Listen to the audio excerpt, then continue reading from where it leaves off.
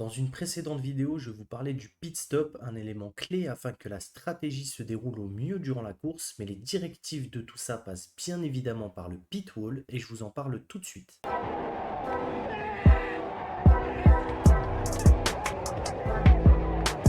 Le mur des stands, plus connu sous le nom de pit wall, est un mur où sont placés différents écrans avec un maximum de 8 sièges. Sur ce mur, on retrouve le plus souvent les mêmes personnes, même si parfois on peut avoir pour certaines équipes des rotations. Cette équipe est bien sûr essentielle car ce sont eux qui sont au plus proche des pilotes et de la course.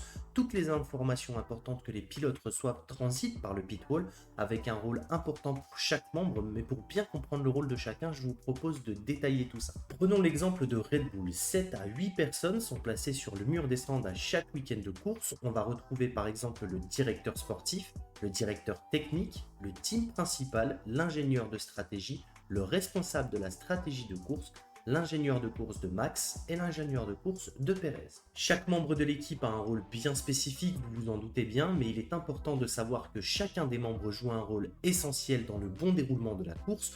Prenons par exemple le cas du responsable de la stratégie. Il peut parfois être amené à prendre une décision qui sera efficace ou non, et donc devra en assumer l'entière responsabilité. C'est ce qui fait toute la particularité de ce mur. Chaque membre qui y est placé se doit d'être le plus concentré et le plus attentif à tout ce qui se passe durant la course afin de faire les meilleurs choix possibles. Pour réaliser au mieux leurs tâches, ils sont bien sûr aidés d'écran, chacun a le sien. Il est configuré en fonction de leurs besoins, par exemple d'avoir accès à un radar météorologique en direct et dans le détail fourni par la société The Weather Company. Ils ont accès aux données des différents trackers placés sur leur monoplace afin d'avoir une vision sur une télémétrie en particulier, par exemple. Ils ont aussi la possibilité de regarder ce qui se passe sur le circuit avec les mêmes images que nous, fans de Formule 1.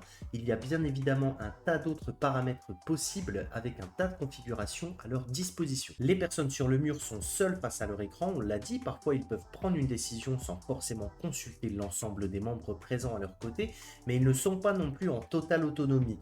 Ils sont bien sûr soutenus par une grande partie de l'équipe qu'on ne voit pas forcément durant le week-end, que ce soit au garage, dans les cabanes de transporteurs ou même à l'usine directement. D'ailleurs, Despiello a fait une vidéo qui parle justement du rôle que les membres de l'usine jouent durant un week-end de Grand Prix. Je vous invite à aller la regarder car elle est super intéressante pour le coup. Alors on peut s'imaginer qu'avec tout ce monde, la communication doit être limite ingérable. Eh bien pas tant que ça. Tout est fait de manière à fluidifier les communications avec des calls bien spécifiques. Tout le monde peut parler à tout le monde, bien évidemment. Mais en course, on va favoriser des petits groupes. Par exemple, l'ingénieur d'un pilote aura la priorité sur la communication.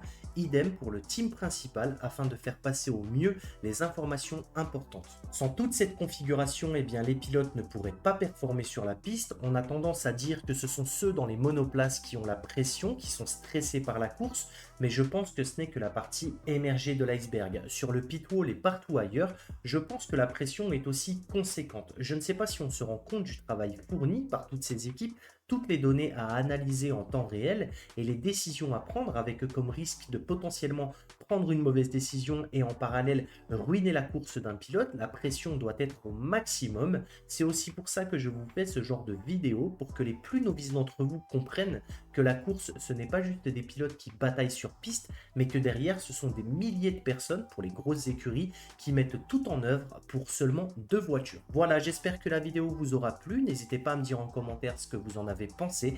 Moi, je vous dis à très vite pour de nouvelles vidéos. C'était Malo. Ciao, ciao!